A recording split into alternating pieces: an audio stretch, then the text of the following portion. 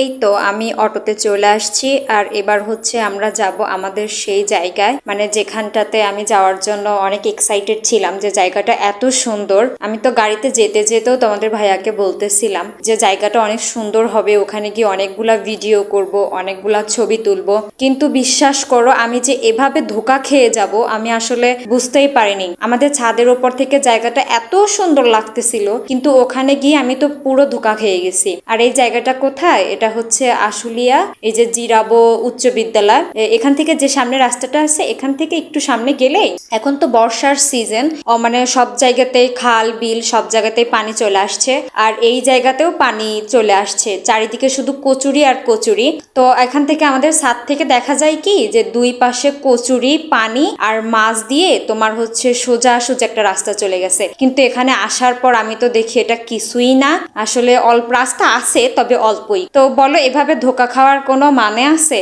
তো কি আর করার, এখান থেকে জাস্ট অল্প একটুখানি ভিডিও নিলাম, দুই একটা ছবি টবি উঠে দেন আমরা চলে গেছিলাম অন্য জায়গায়।